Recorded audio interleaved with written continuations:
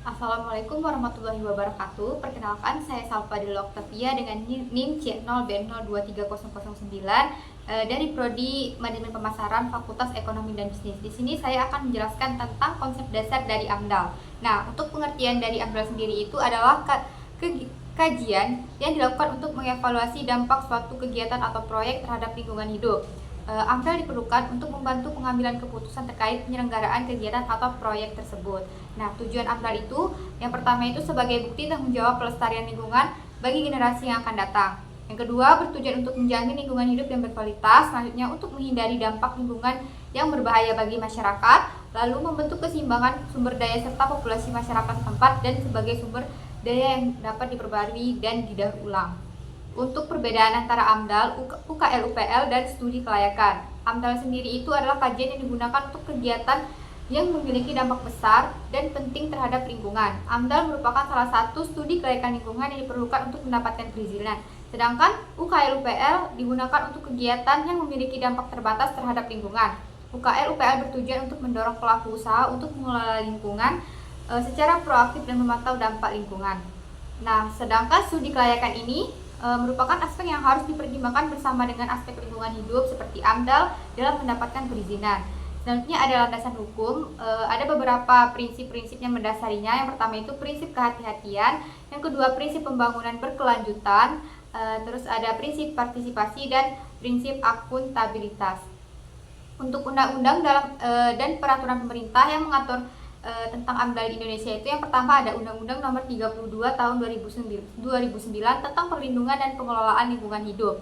Pasal 22 undang ini menyatakan bahwa setiap usaha atau kegiatan yang berdampak penting terhadap lingkungan hidup wajib memiliki AMDAL. Selanjutnya ada Peraturan Pemerintah Nomor 27 Tahun 2012 tentang izin lingkungan. Peraturan ini merupakan pelaksanaan ketentuan dalam UU Nomor 32 Tahun 2009 khususnya pasal 33 dan pasal 41. Peraturan Menteri Lingkungan Hidup Nomor 16 Tahun 2012 tentang pedoman penyusunan dokumen lingkungan hidup. Peraturan ini digunakan sebagai acuan dalam penyusunan dokumen AMDAL. Selanjutnya itu tahapan AMDAL.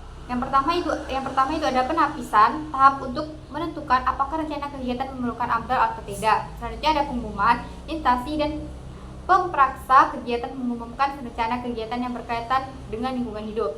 Selanjutnya ada pelingkupan, tahapan untuk menentukan lingkup permasalahan dan mengidentifikasi dampak penting yang terkait dengan rencana kegiatan. Selanjutnya ada penyusunan KA AMDAL. Pemrakarsa mengajukan dokumen KA AMDAL kepada Komisi Penilai AMDAL dan untuk dinilai. Selanjutnya ada penyusunan dan penilaian AMDAL, RKL dan RPL, dan terakhir itu persetujuan kelayakan lingkungan. Untuk peran masing-masing pihak dalam proses AMDAL, yang pertama itu ada konsultan lingkungan, bertugas melakukan kajian lingkungan, menyusun dokumen AMDAL, dan memberikan rekomendasi mitigasi dampak lingkungan. Yang kedua itu ada masyarakat yang berperan dalam proses pengambilan keputusan tentang AMDAL. Masyarakat dapat berpartisipasi dalam proses AMDAL sejak pengumuman rencana pembangunan proyek, penyusunan kerangka acuan, penyusunan AMDAL, dan penelitian AMDAL.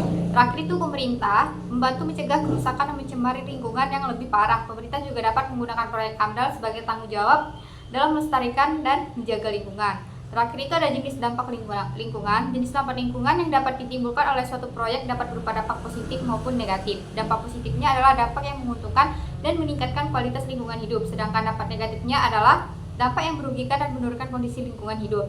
Dampak lingkungan hidup dapat mengaruhi berbagai hal, seperti bentuk lahan, sumber daya air, tumbuhan dan hewan, atmosfer dan iklim, hubungan antara semua elemen tersebut.